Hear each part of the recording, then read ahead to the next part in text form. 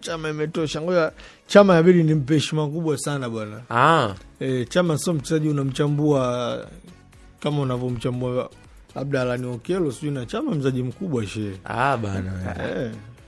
Nini ambacho nataka kumpa Chama? Chama bwana, lazima nimpe heshima yake Chama. Unamchambua kwa umesimama leo? Chama bwana. Chama mchezaji mkubwa bwana. Sasa mbona unaondoka unaenda huko? Kaka. Kabla kumchambua Chama. Lazima upige saluti kwanza. Hiyo ni saluti ya mwamba wa Lusaka. Huwezi kumchambua Chama hujapiga saluti kaka. Heshima yake. Chama razi za mpira ziko juu yake. Chama bwana, sijui akina anapatabu atakaochagua magoli bora msimu. Chama amepania. Na inaweza sijui labda anawajibu watu walikuwa wanamuita babu mzee. Labda. Lakini kwa namna anavyocheza Clatous Chota Chama bwana anakupa kila kitu. Yaani angalau Chama na Faisal ndio wachezaji ambao wanahudumu kwenye eneo la kiungo mshambuliaji na wanatumia miguu yote miwili. Fei ana uwezo wa kupiga kulia kushoto. Chama anapiga kulia kushoto. Jana pale Chama angefunga goli nyingine kwa kichwa tu. Tungesema Chama amepiga perfect hat-trick.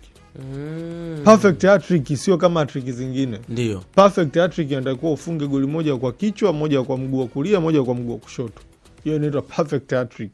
Umemaliza kila engo. Yaani Chama pale alibakisha goli la kichwa tu jana. Awe amepiga perfect hat-trick. Ni mchezaji ambaye kwangu mimi nafikiri sijui na yeye amalize Chama kama na ugomvi na bodi ya ligi TFF. Maki hizi tuzo za mchezaji bora wa mwezi sasa imetosha. Haiwezekani mechi 4 mfululizo mchezaji bora anakuwa yeye wa mechi tu. Yeye tu.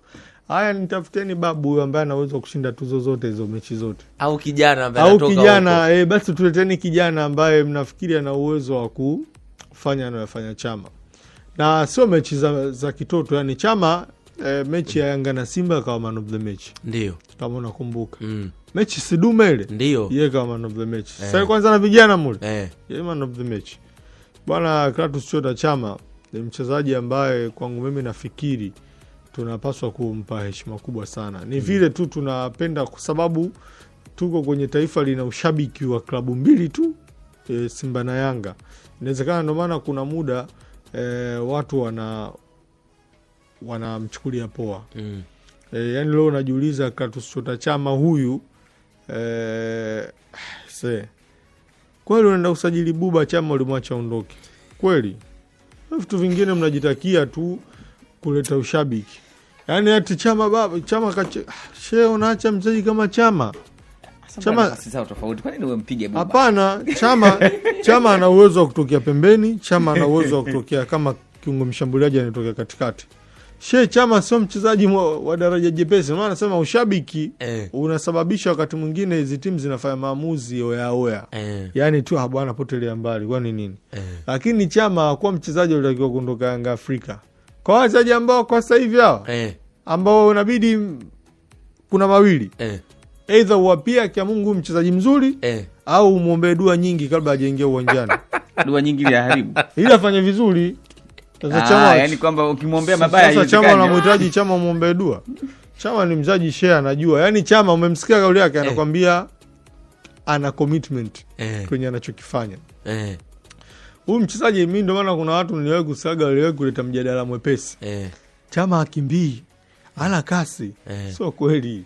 Chama anajua wakati gani atakao kukimbia, wakati gani atakao kutembea. Na leo narudia tena, Simba ni Chama na Chama ni Simba.